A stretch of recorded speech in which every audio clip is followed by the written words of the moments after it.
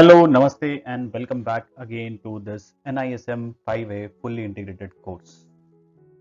3. Legal structure of mutual funds in India. Mutual funds में invest करना easy लगता है, पर पैसा सेफ कैसे रहता है? इसका जवाब है legal structure of mutual funds in India. SEBI rules बनाता है, स्पॉन्सर्स सेटअप करते हैं, ट्रस्टीज वॉचमैन होते हैं, एएमसी पैसा इन्वेस्ट करता है और इन्वेस्टर्स सेंटर में होते हैं। इस चैप्टर में हम सीखेंगे कि कौन क्या रोल प्ले करता है और इन्वेस्टर्स कैसे प्रोटेक्टेड रहते हैं। तो लेट्स बिगिन।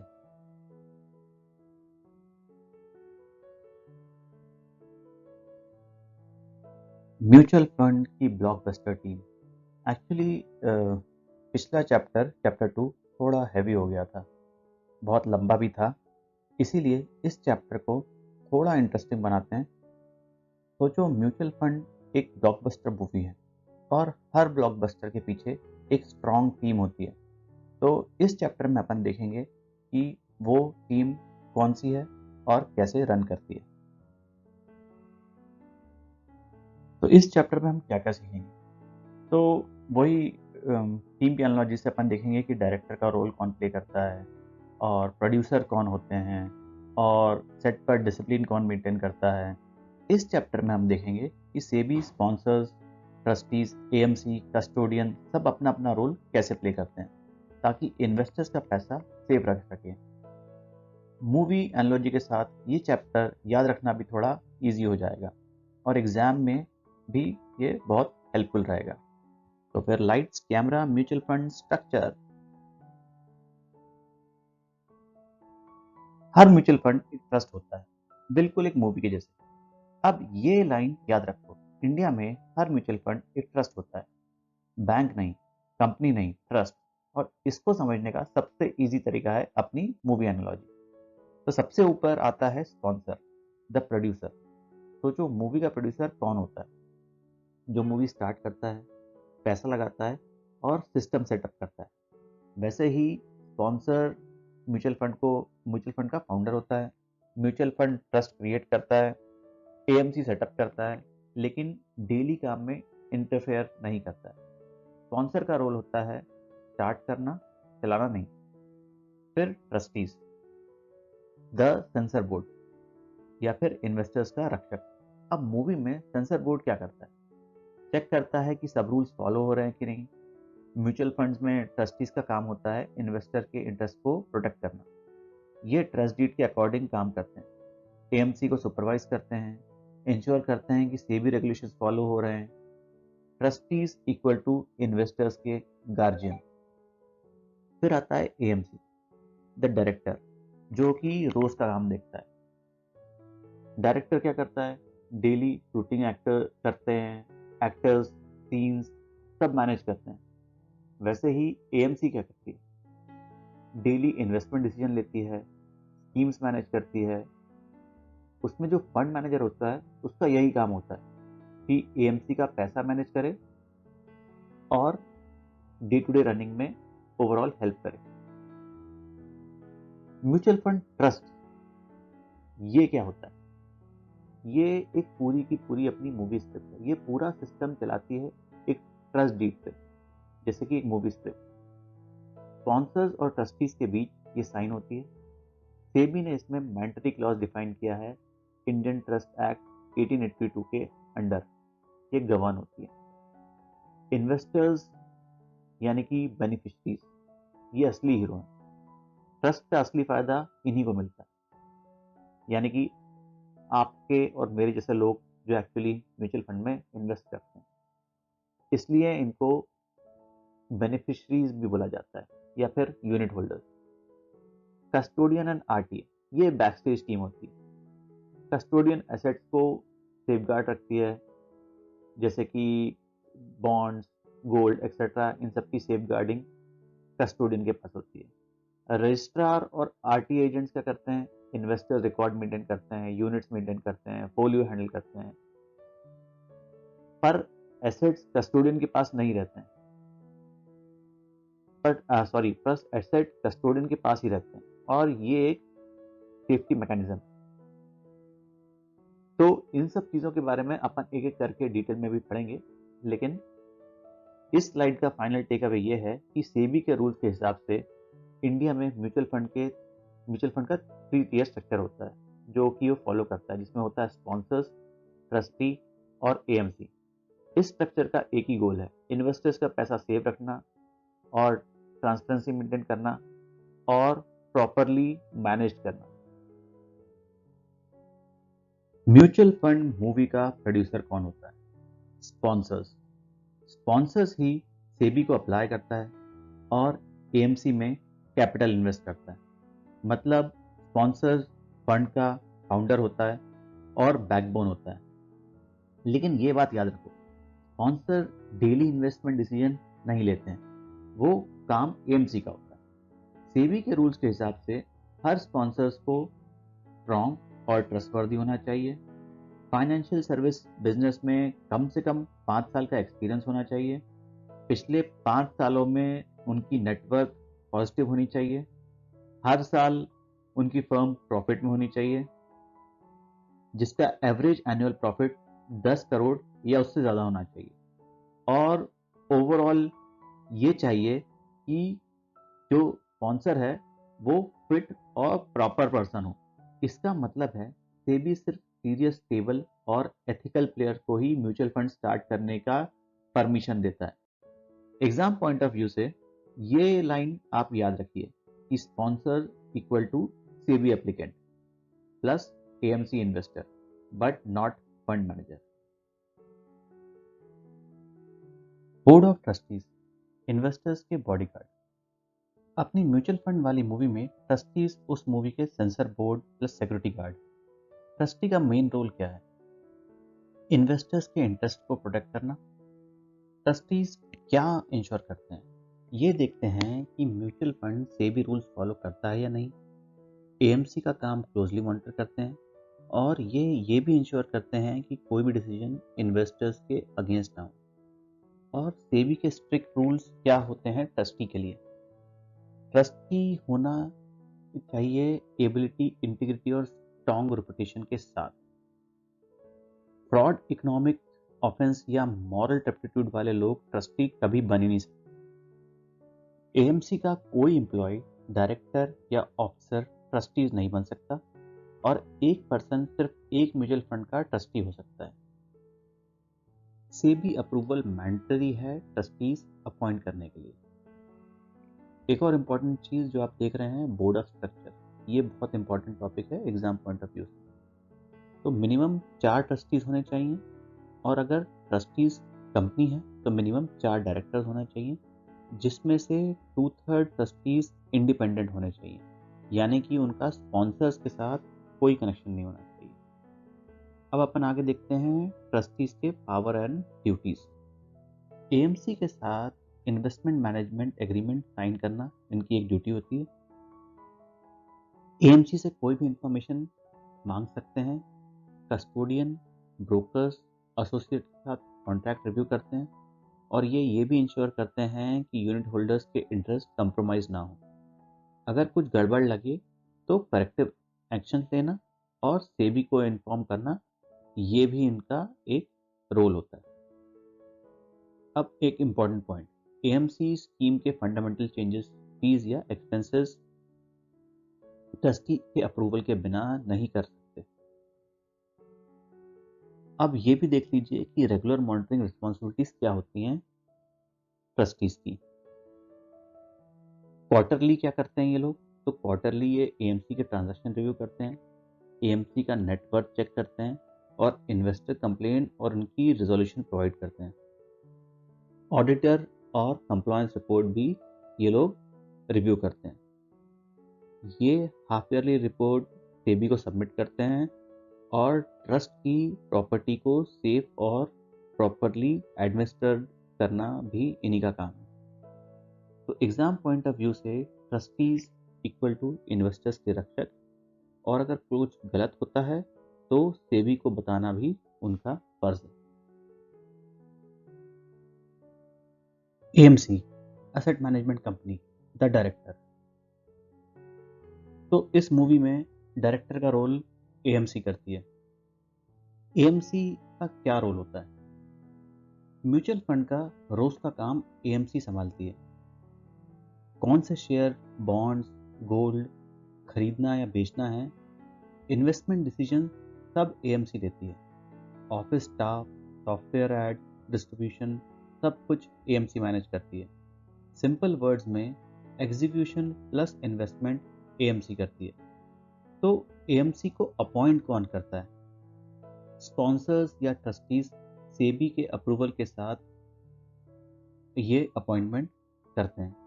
और ये बात याद रखो कि एएमसी ट्रस्टीज के कंट्रोल में होती है, ना कि इन्वेस्टर्स के। अब सेबी के स्ट्रिक्ट रूल्स क्या हैं फॉर एएमसी?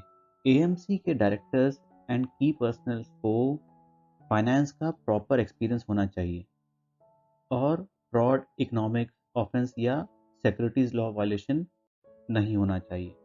अगर किसी एएमसी का रजिस्ट्रेशन पहले सस्पेंड या कैंसिल हुआ है तो वो वहाँ का स्टाफ एएमसी में काम नहीं कर सकता।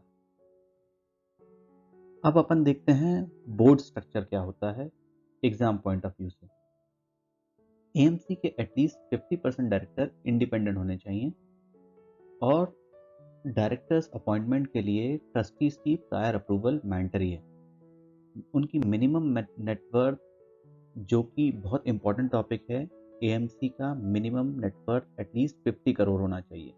ये नेटवर्थ कंटिन्यूसली मेंटेन करनी होती है और स्पॉन्सर्स की रिस्पॉन्सिबिलिटी होती है कि नेटवर्थ मेंटेन रहे। और चेंज इन एएमसी कंट्रोल, तो अगर एएमसी का कंट्रोल चेंज होता है तो SEBI plus trustees approval mandatory होता है। इन्वेस्टर्स को रिटर्न इंटीमेशन देना पड़ता है, न्यूज़पेपर एडवर्टाइजमेंट देने पड़ते हैं और 30 डेज का exit option at the rate of NAV without exit load उन लोग को देना होता है। और ड्यू डिलिजेंस एएमसी का सबसे बड़ा फर्ज होता है। तो एएमसी को पूरा ध्यान और सावधानी रखनी पड़ती है कि काम करना पड़ता है कि कोई भी इन्वेस्टमेंट सेबी रूल्स के अगेंस्ट नहीं हो और ट्रस्ट डीड के अगेंस्ट भी नहीं होना चाहिए। एएमसी को कौन हटा सकता है? तो एएमसी को मेजॉरिटी ट्रस्टीज या फिर 75% यूनिट होल्डर्स मिलकर हटा सकते हैं, लेकिन इसके बावजूद सेबी का अप्रूवल जरूरी है। एग्जाम पॉइंट ऑफ व्यू से आपको ये पूरा तो सब कुछ याद रखना ही है। इसके अलावा एएमसी क्या होता है? डायरेक्टर होता है।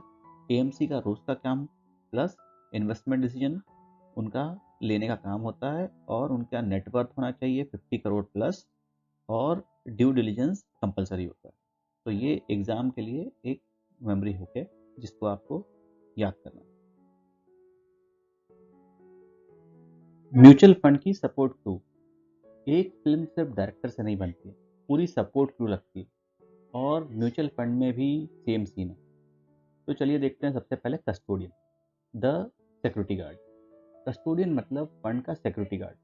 फंड के सारे एसेट्स जैसे कि share, bond, gold etcetera custodian के पास सेफ कस्टडीज में होते हैं। जब एएमसी बाय या सेल करती है तो डिलीवरी लेना और देना कस्टोडियन का ही काम होता है। मतलब सारे ट्रांजैक्शन सेटल करना कस्टोडियन करता है।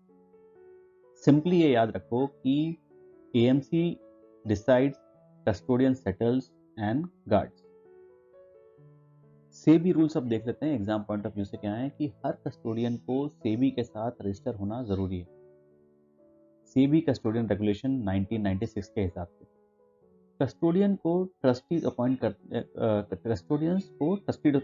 करते हैं और ट्रस्टीज और कस्टोडियंस के बीच में कस्टोडियल एग्रीमेंट होता है। इंडिपेंडेंस कस्टोडियंस का बहुत ही इंपॉर्टेंट होता है। अगर स्पॉन्सर्स या उनके एसोसिएट कस्टोडियन के 50% से ज़्यादा वोटिंग राइट्स कंट्रोल करते हों या 50% से ज़्यादा डायरेक्टर स्पॉन्सर्स के लोग हों तो नॉर्मली वो कस्टोडियन अपॉइंट नहीं हो सकता। रीज़न बीइंग कि इंडिपेंडेंट कस्टोडियन ही इन्वेस्टर्स का असली प्रोटेक्टर होता है। जो उनकी एक्स्ट्रा ड्यूटी होती है कॉर्पोरेट एक्शन के लिए वो क्या होती हैं? तो कस्टोडियन ये भी ट्रैक रखते हैं कि डिविडेंड, बोनस शेयर और राइट इश्यूज सही से इश्यूज हो रहे हैं क्या, ताकि इन्वेस्टर्स को को कोई भी बेनिफिट मिस ना हो सके। अब अपन देखते हैं आरटीए के बारे में, registrar and transfer agent, the record keeper. Security guard के साथ एक रिकॉर्ड कीपर भी होता है। इन्वेस्टर्स का नाम, यूनिट्स, ट्रांजैक्शंस, इन सब का रिकॉर्ड और यूनिट खरीदना बेचना का पूरा हिसाब किताब जो मेंटेन करता है। Investors data equal to investors का डेटा मैनेजमेंट, वो होता है आरटीए का काम। तो एग्जाम के हिसाब से आप ये याद रखिए कि कस्टोडियन क्या होता है, एसेट का बॉडीगार्ड होता है, और आरटीए क्या होता है, इन्वेस्टर्स का अकाउंटेंट होता है। डायरेक्टर के ऑफिस के अंदर यानी एएमसी का स्ट्रक्चर। अब चलिए डायरेक्टर के ऑफिस के अंदर यानी एएमसी के या फिर प्रोडक्शन हाउस का अपन स्ट्रक्चर समझते हैं। जैसे एक मूवी के लिए अलग अलग डिपार्टमेंट होते हैं, वैसे ही एएमसी के अंडर भी 5 कोर टीम्स होती हैं। तो सबसे पहले होती है फंड मैनेजमेंट टीम या फिर क्रिएटिव टीम। ये मूवी के राइटर्स और लीड एक्टर्स जैसे होती है। इनका काम है इन्वेस्टर्स के पैसों को इन्वेस्ट करना, एनालिसिस, आइडियाज़ ढूंढना, और फंड मैनेजर जो होता है वो फाइनल डिसीजन लेता है कि कैसे इन्वेस्टमेंट्स होगा। डीलर मार्केट में ये जो डीलर्स होते हैं वो मार्केट में ये एग्जीक्यूट करते हैं। स्कीम का परफॉर्मेंस एक्चुअली इन्हीं पर डिपेंड करता है। तो सेकंड होता है ऑपरेशंस एंड कस्टमर सपोर्ट या फिर प्रोडक्शन क्रू। ये है मूवी के बैक स्टेज क्रू, जैसे कि आरटीए जो कि टिकट काउंटर्स होता है जो कि मेंटेन करते हैं यूनिट्स और रिकॉर्ड, फंड अकाउंटेंट्स जो कि बॉक्स ऑफिस होता है जो कि रोज का एनएवी कैलकुलेट करते हैं, कैश मैनेजमेंट जो कि बैंक से पैसों का लेन देन मैनेज करते हैं, और कस्टमर सर्विस जो कि इस इन्वेस्टर क्वेरीज को आंसर करते हैं। तो इन्वेस्टर्स का डे टू डे एक्सपीरियंस यहीं से बनता है। फिर होती है थर्ड नंबर पे सेल्स एंड मार्केटिंग टीम। ये प्रमोशन टीम भी होती है, जैसे कि प्रमोशन टीम होती है एक मूवी की। पिक्चर को हिट बनाने के लिए प्रमोशन क्योंकि बहुत ज़रूरी होता है, तो एड्स, पोस्टर्स, ब्रांडिंग, ये सब इनका काम होता है। ये डिस्ट्रीब्यूटर्स के साथ कोऑर्डिनेट करके इन्वेस्टर तक टीम पहुंचाते हैं। तो पिक्चर ऑडियंस तक यहीं से पहुंचती है। फिर है फोर्थ नंबर पे कंप्लायंस टीम, जो कि होती है लीगल टीम। ये टीम इंश्योर करती है कि मूवी सेबी के रूल्स के हिसाब से बनी हो और रेगुलेशंस को फॉलो करती है। ट्रस्टीज और सेबी के साथ कोऑर्डिनेशन, रिस्क और गवर्नेंस पर नज़र भी यही टीम रखती है। तो ये टीम होती है इन्वेस्टर्स प्रोटेक्शन को स्ट्रॉन्ग बनाने के लिए। और फिफ्थ नंबर पे है अदर फंक्शंस, जो कि होता है सपोर्ट स्टाफ। ये हैं वो लोग जिनके बिना प्रोडक्शन रुक जाएगा, जैसे कि फाइनेंस और अकाउंटेंट्स, एचआर, आईटी और टेक्नोलॉजी टीम, एडमिनिस्ट्रेशन। ये सब स्मूथ फंक्शनिंग के लिए ये जो भी काम हो वो सब करते हैं। तो फाइनल समरी स्लाइड के अपन देखें तो एएमसी एक प्रोडक्शन हाउस है जिसमें क्रिएटिव, ऑपरेशन, प्रमोशन, लीगल और सपोर्ट टीम्स सब मिलकर इन्वेस्टर्स के पैसों को प्रोफेशनली मैनेज करते हैं। सबसे पहले अपन एएमसी में कंप्लायंस फंक्शन टीम की बात करते हैं। ये होती है the legal and sunset team.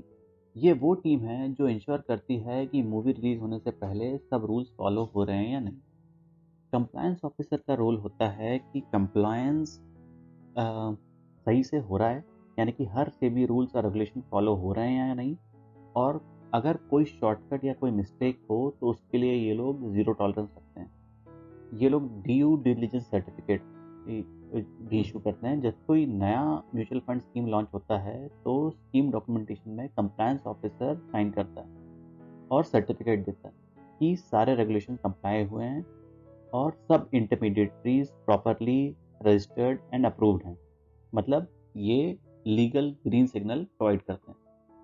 और फिर इंडिपेंडेंस एंड रिपोर्टिंग लाइन भी यही देते हैं, यानी कि डायरेक्टली एएमसी हेड को रिपोर्ट करते हैं ताकि इंडिपेंडेंस बनी रहे और ट्रस्टीज के साथ क्लोजली ये लोग काम करते हैं। नॉन कंप्लायंस का इसमें क्या रूल होता है कि अगर कोई नॉन कंप्लायंस दिखे, जो कि इन लोग का सबसे इंपॉर्टेंट फंक्शन होता है, तो कंप्लायंस ऑफिसर का ये फर्ज है कि इमीडिएटली ट्रस्टीज को इन्फॉर्म करें, बिना कोई डिले के और बिना कोई कवरअप के।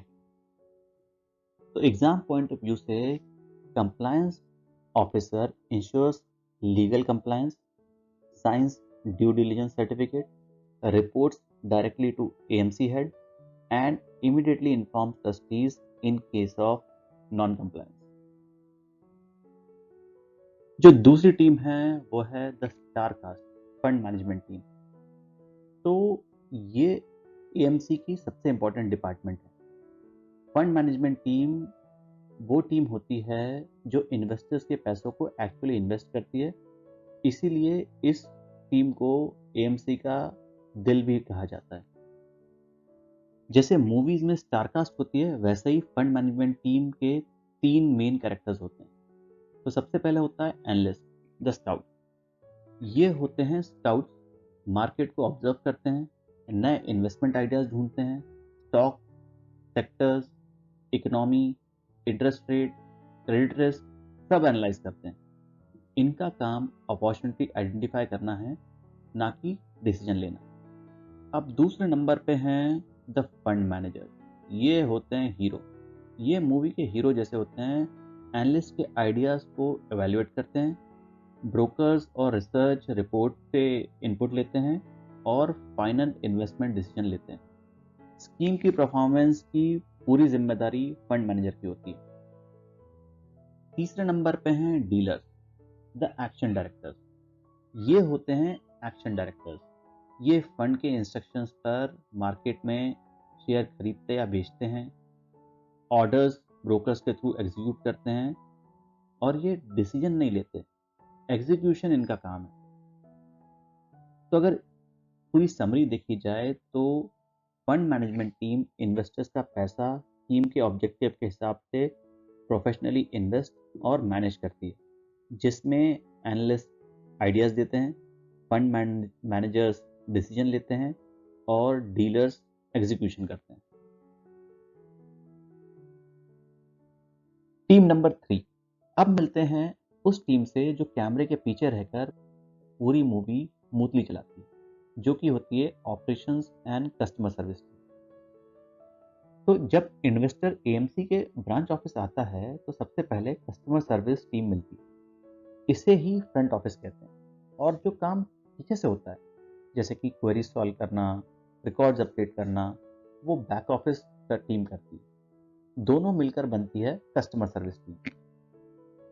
इसके बाद इस टीम में कौन कौन लोग होते हैं? तो इसमें होता है सबसे पहले RTA, टिकट काउंटर, यानी कि इस टीम का सबसे इंपॉर्टेंट पार्ट होता है RTA, जो कि इन्वेस्टर्स का रिकॉर्ड मेंटेन करता है, purchases, redemption, switch request process करता है, डिविडेंड्स हैंडल करता है, अकाउंट स्टेटमेंट जनरेट करता है, बिल्कुल सिनेमा के टिकट काउंटर के जैसे। फिर होते हैं इसमें फंड अकाउंटिंग टीम, जो कि होती है बॉक्स ऑफिस जैसी। ये मूवी का बॉक्स ऑफिस, हर स्कीम का डेली हिसाब, रोज NAV कैलकुलेट करना, स्कीम के अकाउंट्स मेंटेन करना, ये सब इनका काम होता है।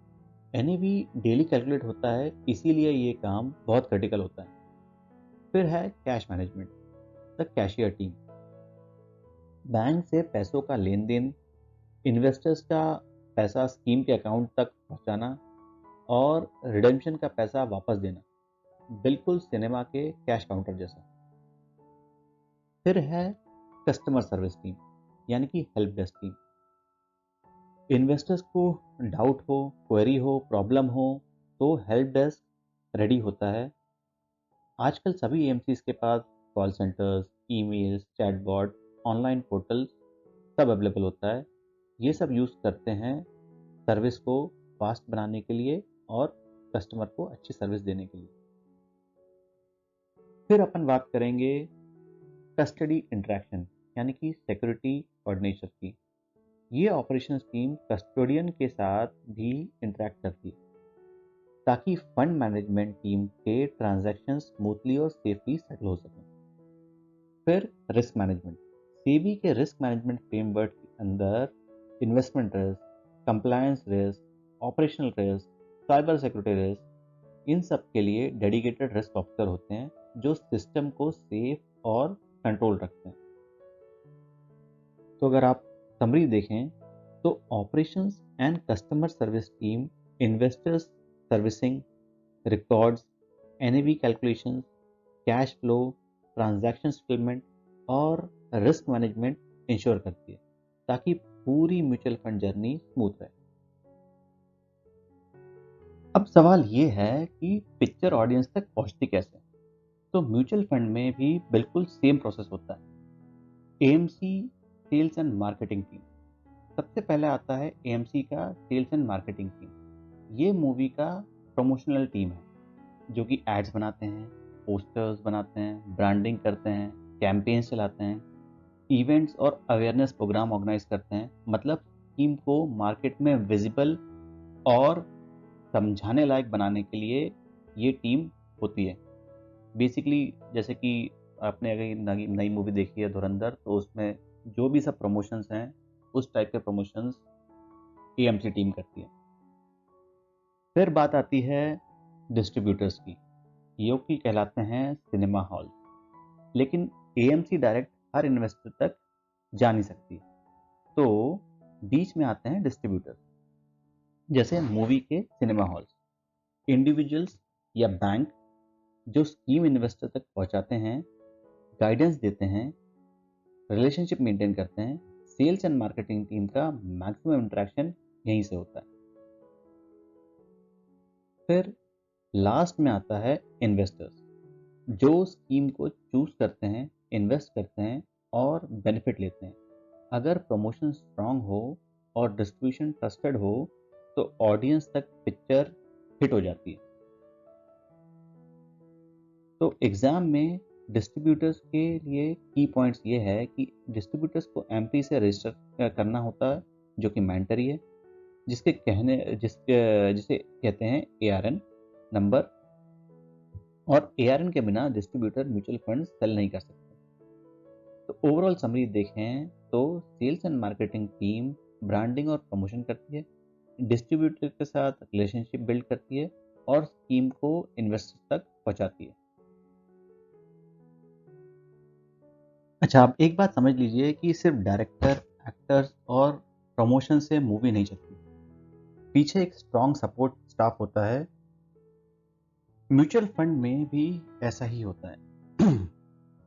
तो सबसे पहले होती है इस सपोर्ट स्टाफ में फाइनेंस और accounts team, the money managers. AMC का अपना पैसा हैंडल करती है ये टीम, सैलरीज, एक्सपेंसेस, बजटिंग का ध्यान रखते हुए। ये फंड अकाउंटिंग से अलग होता है। सिंपल वर्ड्स में कंपनी का हिसाब किताब ये लोग मेंटेन करते हैं। नेक्स्ट आता है administrative department, office facilities, infrastructure का ख्याल रखना, ब्रांचेस स्मूथली चल रही हैं या नहीं ये देखना। ऑफन ये फाइनेंशियल को रिपोर्ट करती है, मतलब ऑफिस बिना रुकावट के चल सके ये इंश्योर करती है। फिर होती है HRD, casting and training team. तो ये ह्यूमन रिसोर्स डेवलपमेंट टीम होती है जो कि राइट टैलेंट को हायर करती है, एम्प्लॉयज को ट्रेन करती है, ग्रोथ, लर्निंग और रिटेंशन मेंटेन करती है। तो मूवी लैंग्वेज में एक्टर्स और क्रू को रेडी रखना इन्हीं का काम होता है।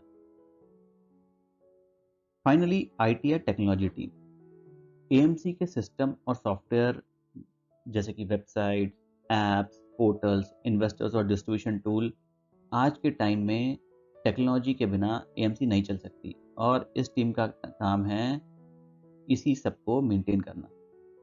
अगर अपन समरी देखें तो अदर फंक्शंस जैसे कि फाइनेंस, एडमिन, एचआर और आईटी एएमसी के स्मूथ ऑपरेशंस और बेटर कस्टमर्स एक्सपीरियंस के लिए रिस्पॉन्सिबल होते हैं। इस चैप्टर के चौथे टॉपिक पे, जो है कि role and support functions of service provider. तो एक मूवी सिर्फ अच्छे एक्टर से नहीं बनती है, सपोर्ट सिस्टम उसके पीछे बहुत स्ट्रांग चाहिए रहता है। वैसे ही म्यूचुअल फंड इंडस्ट्री को भी काफ़ी सर्विस प्रोवाइडर सपोर्ट करते हैं, जिसके कारण ये इंडस्ट्री अच्छे से चल पाती है। तो अपन देखते हैं एक करके। सबसे पहले फंड अकाउंटेंट, जिसको अपन कैलकुलेटर भी कहते हैं। तो फंड अकाउंटेंट का काम है एनएवी कैलकुलेट करना, हर स्कीम के एसेट और लायबिलिटीज कलेक्ट करना और डेली एनएवी कैलकुलेट करना। तो एएमसी चाहे तो इन हाउस भी अपॉइंट कर सकती है या फिर बाहर से अपॉइंट कर सकती है, और इनके लिए सेबी रजिस्ट्रेशन मैंडेटरी नहीं होता है। एग्जाम पॉइंट ऑफ व्यू से NAB calculation is done by fund accountants, ठीक है। सेकंड पे आते हैं registrar and transfer agent, RTA, record keepers. तो आरटीए इन्वेस्टर का कंप्लीट रिकॉर्ड संभालते हैं। इन्वेस्टर रिकॉर्ड जैसे फोलियोज मेंटेन करते हैं, purchases, redemption, switch, dividend processing भी यही करते हैं, और इन्वेस्टर को अकाउंट स्टेटमेंट ये देते हैं। इन्वेस्टर सर्विस सेंटर्स आईएससीज चलाता है ये, और एएमसी इनको अपॉइंट करता है। सेबी रजिस्ट्रेशन इन लोग के लिए मैंडेटरी होता है। नंबर 3 पे आते हैं ऑडिटर, जिनको अपन इंस्पेक्टर्स भी कह सकते हैं। तो ऑडिटर्स क्या करते हैं, अकाउंट्स का ऑडिट करते हैं, जैसे कि नाम इनका सजेस्ट करता है। एक बात ध्यान रखने वाली है कि स्कीम अकाउंट्स और एएमसी अकाउंट्स अलग अलग होते हैं, ठीक है। तो इसके लिए स्कीम ऑडिटर जो है वो एएमसी ऑडिटर नहीं हो सकता। तो स्कीम ऑडिटर कौन अपॉइंट करता है, ट्रस्टीज अपॉइंट करते हैं, और एएमसी ऑडिटर कौन अपॉइंट करता है, वो एएमसी अपॉइंट करती है। नंबर 4 पे हैं डिस्ट्रीब्यूटर्स। ये जस्ट लाइक अ सिनेमा हॉल है ना। तो डिस्ट्रीब्यूटर स्कीम्स को इन्वेस्टर्स तक पहुंचाते हैं, जैसे कि अपन ने पहले भी पढ़ा था। तो ये कौन हो सकते हैं, इंडिविजुअल हो सकते हैं, जैसे कि आप जो एस्पायरिंग म्यूचुअल फंड डिस्ट्रीब्यूटर हैं शायद जो देख रहे हैं, या फिर बैंक्स हो सकते हैं, या फिर ब्रोकर्स हो सकते हैं। तो एक डिस्ट्रीब्यूटर मल्टीपल एएमसी के साथ काम कर सकते हैं, जैसे कि बहुत सारे एएमसीज होते हैं, जैसे कि एसबीआई का एक एएमसी है, निपॉन इंडिया का एएमसी है, और फिर मोतीलाल ओसवाल का एएमसी है। तो किसी से के साथ मतलब मल्टीपल एएमसी के साथ एक डिस्ट्रीब्यूटर रजिस्टर कर सकता है। तो फॉर NISM 5 एग्जाम और एमपी रजिस्ट्रेशन इनके लिए मैंडेटरी होता है, और एक डिस्ट्रीब्यूटर बनने के लिए आपको NISM 5 एग्जाम क्लियर करना पड़ता है और एमपी रजिस्ट्रेशन करना पड़ता है, जिस मतलब एग्जाम क्लियर करने के बाद आपको ARN नंबर मिलता है, जिसको आपको रजिस्टर करना जरूरी है। तो ARN अगर आपके पास नहीं हो तो याद बात रखिएगा, अगर ARN नहीं हो तो आप डिस्ट्रीब्यूटर नहीं बन सकते। अब 5वें नंबर पर अपन देखते हैं कि वो है collecting bankers and payment aggregators. तो ये होते हैं कैश काउंटर्स। तो इन्वेस्टर का पैसा स्कीम के बैंक अकाउंट में जाता है, ठीक है। तो बैंक्स कलेक्ट और पे करते हैं मनी, और एप्लीकेशंस के पैसे बैंक के पास होते हैं, है ना। तो payment gateways, wallets, payment banks, इसमें ये सब यूज होते हैं, और ट्रांजैक्शन और ये सब ट्रांजैक्शन ईजी और फास्ट बनाते हैं। तो नंबर 6 पे है KYC रजिस्ट्रेशन एजेंसीज, KRAs। ये होते हैं आइडेंटिटी चेकर्स। तो किसी भी अकाउंट के लिए जैसे KYC मैंडेटरी होता है, तो नो योर कस्टमर, तो KYC का फॉर्म होता है नो योर कस्टमर, तो ये मैंडेटरी होता है। तो KYC मैंडेटरी है PMLA के अंडर, ठीक है। तो इन्वेस्टर्स की आइडेंटिटी और एड्रेस ये वेरीफाई करते हैं, और कॉमन KYC सिस्टम जो कि सेबी ने इंट्रोड्यूस किया है, तो उसके थ्रू ये रजिस्टर होते हैं। एक बार अगर KYC हो गया तो ये सब जगह वैलिड होता है, और KRAs और सेबी रजिस्टर्ड ये होते हैं। और इसमें मैंडेटरी चीज़ें ये होती हैं कि data sharing plus confidentiality mandatory रहती है, कि मतलब किसी का जो पर्सनल डिटेल्स हैं KYC के थ्रू जो आप प्राप्त हुई है वो किसी के साथ आप शेयर नहीं कर सकते। नंबर 7 पे हैं वैल्यूएशन एजेंसी, जिनको अपन द फेयर प्राइस जजेस भी बोलते हैं। तो डेब्ट सिक्योरिटीज इन सब की जो फेयर वैल्यूएशन ये लोग प्रोवाइड करते हैं। तो नॉन ट्रेडेड और या फिर थिनली ट्रेडेड जो डेब्ट के लिए है, तो मिनिमम 2 वैल्यूएशन एजेंसीज रिक्वायर्ड रहती हैं। इनको कौन अपॉइंट करता है, इनको एमपी अपॉइंट करता है, जो कि है CRISIL एंड ICRA। अब नंबर 8 पे जो आता है वो है क्रेडिट रेटिंग एजेंसीज। तो ये क्या होते हैं, रिस्क लेवल होते हैं। तो डेब्ट इंस्ट्रूमेंट को क्रेडिट रेटिंग ये लोग देते हैं। कोई भी डेब्ट इंस्ट्रूमेंट जो आते हैं, जैसे कि बॉन्ड और AA, AAA अगर आपने सुना है, तो इनको ये जो डेब्ट रेटिंग जो है, जो क्रेडिट रेटिंग जो देते हैं, वो क्रेडिट रेटिंग एजेंसीज देती हैं। तो फंड मैनेजर्स रेटिंग को इनिशियल इनपुट ये लोग मान के चलते हैं। जो फंड मैनेजर्स होते हैं, जो हीरोज अपन ने देखे थे, वो इनको इनिशियल इनपुट मान के चलते हैं। और कॉर्पोरेट बॉन्ड फंड्स और क्रेडिट रिस्क फंड्स इन सब की रेटिंग बहुत इंपॉर्टेंट होती है। और FMPs में डिक्लेयर रेटिंग प्रोफाइल फॉलो करना मैंडेटरी रहता है, ठीक है। स्कीम रेटिंग और भले ही ऑप्शनल हो, लेकिन FMPs की डिक्लेयर रेटिंग प्रोफाइल फॉलो करना मैंडेटरी होता है।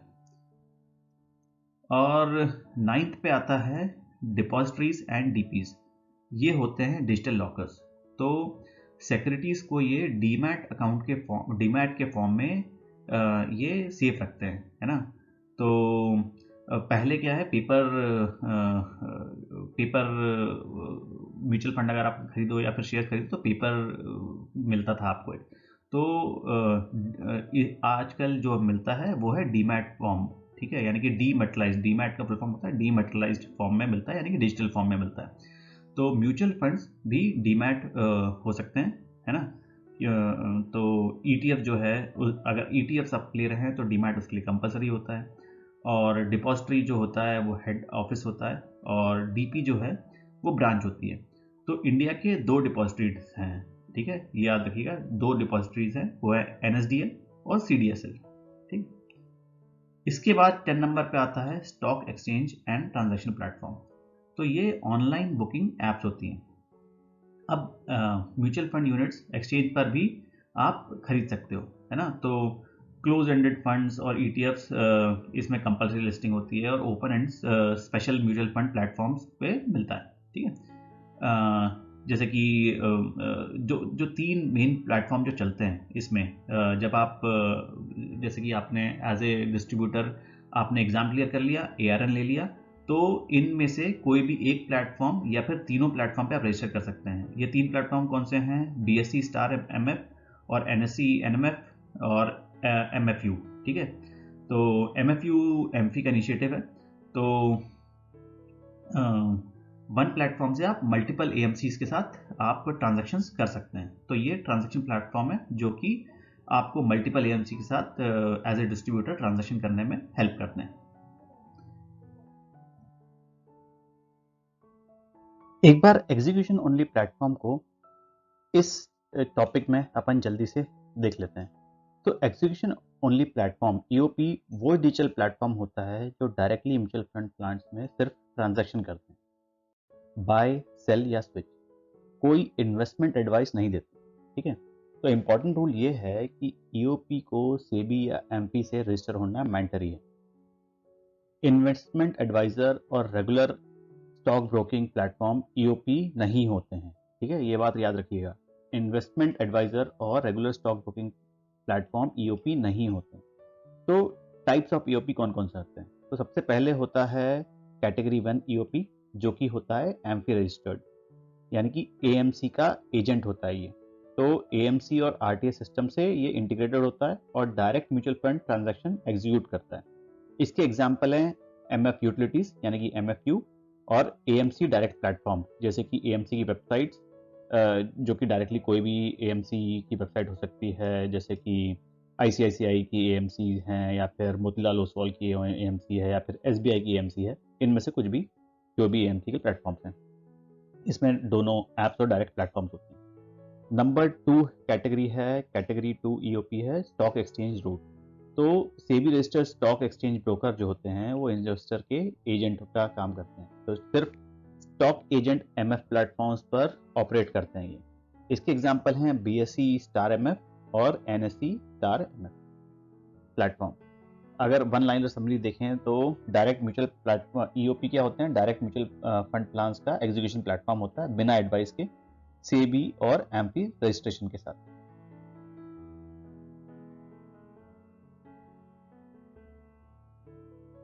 अब आते हैं इस चैप्टर के लास्ट टॉपिक पे, roles and functions of MP. जैसे फिल्म इंडस्ट्री का एसोसिएशन होता है, वैसे ही म्यूचुअल फंड इंडस्ट्री का भी एसोसिएशन होता है जो कि कहलाता है एमपी। सेबी गवर्नमेंट और रेगुलेटर होता है, एमपी इंडस्ट्री की बॉडी है, ये रेगुलेटर नहीं होती। एमपी क्या है? तो MP association of mutual funds in India कहलाती है। सभी registered asset management companies AMCs का एसोसिएशन होता है। इसका मेन गोल है म्यूचुअल फंड इंडस्ट्री में हाई प्रोफेशनल और एथिकल स्टैंडर्ड मेंटेन करना। तो एमफी का क्या काम होता है? अपन ये देखते हैं कुछ इजी पॉइंट्स में जो कि लिस्टेड है। सबसे पहले best practices and code of conduct industries के लिए बेस्ट बिजनेस प्रैक्टिसेस सजेस्ट करती है और एएमसीज और डिस्ट्रीब्यूटर्स को ये फॉलो करने के लिए कोड ऑफ कंडक्ट देती है। सेकेंड पॉइंट है इंडस्ट्री की आवाज़। सेबी, गवर्नमेंट और आरबीआई के साथ म्यूचुअल फंड इंडस्ट्री की तरफ से ये बात करती है। थर्ड पॉइंट है distributor registration. Mutual fund distributors को एआरएन एम्फी रजिस्ट्रेशन नंबर देती है और एआरएन के बिना म्यूचुअल फंड डिस्ट्रीब्यूटर बनना पॉसिबल नहीं। फोर्थ है डिस्ट्रीब्यूटर पर डिसिप्लिन। तो अगर डिस्ट्रीब्यूटर रूल्स तोड़ता है तो एआरएन ये कैंसिल भी कर सकती है।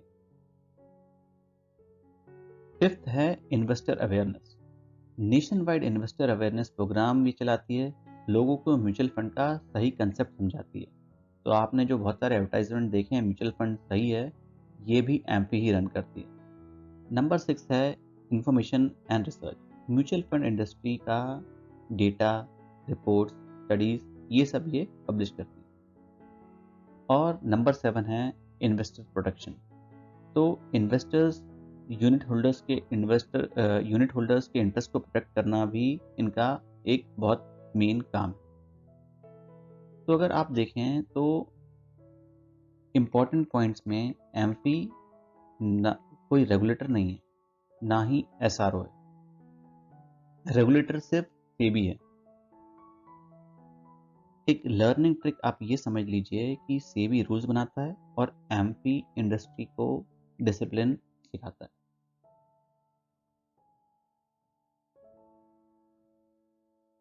फंड की ब्लॉकबस्टर टीम।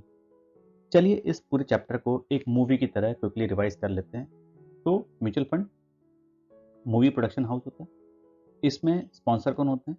प्रोड्यूसर, जो कि पैसा लगाते हैं, एएमसी बनाते हैं और पूरी मूवी की शुरुआत करते हैं। और ट्रस्टीज कौन होते हैं? सेंसर बोर्ड होते हैं, जो कि इन्वेस्टर के रक्षक होते हैं। ये इंश्योर करते हैं कि एएमसी रूल्स फॉलो करे और अगर कुछ गड़बड़ हो तो सेबी को रिपोर्ट करे। एएमसी क्या करती है? डायरेक्टर का काम करती है, जो कि रोज का काम जैसे कि इन्वेस्टमेंट डिसीजंस और पूरी एग्जीक्यूशन एएमसी संभालती है। फिर एएमसी के अंडर कौन कौन आता है? तो एएमसी फंक्शंस और सपोर्ट क्रू में कौन कौन आता है? सबसे पहले है फंड मैनेजमेंट टीम, जो कि एक स्टारकास्ट टीम होती है ना। तो इसमें सबसे पहले है एनालिस्ट, जो कि स्काउट्स होते हैं, जो मार्केट सेक्टर्स और सिक्योरिटीज में नए अपॉर्चुनिटीज ढूंढते हैं। फिर फंड मैनेजर्स, जो कि हीरो हैं और जो फाइनल इन्वेस्टमेंट डिसीजंस लेते हैं, स्कीम की परफॉर्मेंस की जिम्मेदारी इन्हीं की होती है। फिर आते हैं डीलर्स, यानी कि एक्शन डायरेक्टर्स, फंड मैनेजर के कहने पर शेयर्स खरीदते और बेचते हैं। फिर इसके बाद बात होती है operation and customer service team की। तो ये बैक स्टेज क्रू है, जिसमें सबसे पहले है आरटीए, जो कि टिकट काउंटर जैसा एक्ट करते हैं, जो कि इन्वेस्टर के रिकॉर्ड्स, परचेज और रिडम्पशन के लिए हेल्प करते हैं। फिर फंड अकाउंटिंग टीम आती है, जो कि बॉक्स ऑफिस टीम है, जो हर स्कीम का हिसाब और डेली एनएवी कैलकुलेट करती है। फिर कैश मैनेजमेंट टीम है, कैशियर टीम, जो कि बैंक से पैसों का लेन देन हैंडल करती है। फिर कस्टमर सर्विस टीम या फिर हेल्प डेस्क टीम, जो कि इन्वेस्टर की क्वेरीज, कॉल्स, ईमेल्स ये सब हैंडल करते हैं। ये टीम कस्टोडियन के साथ मिलकर ट्रांजैक्शन स्मूथली सेटल करती है। फिर है सेल्स एंड मार्केटिंग टीम, यानी कि प्रमोशन टीम, जो कि एएमसी की सबसे पहली टीम है, सेल्स एंड मार्केटिंग टीम, जो कि एड्स बनाती है, ब्रांडिंग करती है, कैंपेन्स चलाती है। फिर डिस्ट्रीब्यूटर्स, जिसको अपन ने रिप्रेजेंट किया था सिनेमा हॉल से, जिसके थ्रू ये सब स्कीम इन्वेस्टर तक पहुंचती है। फिर सबसे इम्पोर्टेंट पार्ट इसमें है इन्वेस्टर्स, जो कि एक्चुअल ऑडियंस है, जो कि स्कीम में इन्वेस्ट करते हैं। और ये बात याद रखना कि डिस्ट्रीब्यूटर्स को एमपी से एआरएन लेना ज़रूरी होता है एक डिस्ट्रीब्यूटर बनने के लिए। फिर उसके बाद है रिस्क एंड कंप्लायंस टीम, जो कि लीगल टीम है।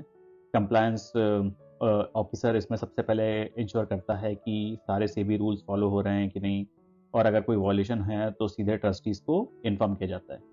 फिर रिस्क मैनेजमेंट और इन्वेस्टमेंट टीम है, जो कि ऑपरेशंस और साइबर सिक्योरिटी ये सब चीज़ें कवर करती है। फिर अदर फंक्शंस में आता है फाइनेंस एंड एडमिन, जो कि एएमसी के खुद के फाइनेंसेस और इंफ्रास्ट्रक्चर मैनेज करती है। और फिर उसके बाद होता है एचआर टीम, जो कि सही टैलेंट, लाने में और ट्रेन करने में और रिटेन करने में टैलेंट को, ये सब में मदद करती है। फिर टेक्नोलॉजी टीम है जो सिस्टम्स और ऐप्स और वेबसाइट और इन्वेस्टर एंड डिस्ट्रीब्यूशन प्लेटफॉर्म पे काम करती है। तो जैसे कि आपने देखा कि ये चैप्टर बहुत ही इंटरेस्टिंग है और इसमें इस स्लाइड में एक्चुअली इस पूरे चैप्टर की पूरी डिटेल्स एक छोटे से समरी में कवर्ड है। तो म्यूचुअल फंड एक फंड मैनेजर के थ्रू सिर्फ नहीं चलता है कि सिर्फ एक फंड मैनेजर या फिर हीरो के थ्रू नहीं चलता है। इसमें एक पूरी टीम एफर्ट है जहाँ हर रोल इन्वेस्टर के इंटरेस्ट को प्रोटेक्ट और ग्रो करने के लिए होता है। तो thank you for watching till this end we will soon meet again. तो पिक्चर अभी बाकी है मेरे दोस्त, ये कहना बहुत टेम्पटिंग लग रहा था मेरे को, इसलिए मैंने ये स्लाइड डाल दी। हमने इस चैप्टर में म्यूचुअल फंड की पूरी टीम से तो मिल ली है, प्रोड्यूसर से लेकर डायरेक्टर तक, स्टार कास्ट से लेकर बैक स्टेज क्रू तक। अब आप जानते हो कि म्यूचुअल फंड एक्चुअली काम कैसे करता है अंदर से। तो नेक्स्ट एपिसोड में या फिर नेक्स्ट चैप्टर में हम एंट्री करेंगे एक और इम्पोर्टेंट जोन में, जो कि है लीगल एंड रेगुलेटरी फ्रेमवर्क, यानी सेबी के रूल्स रेगुलेशन और वो बाउंड्रीज जिनके अंदर म्यूचुअल फंड का गेम चलता है। तो अपना एडमिट 1 कार्ड रेडी रखिएगा।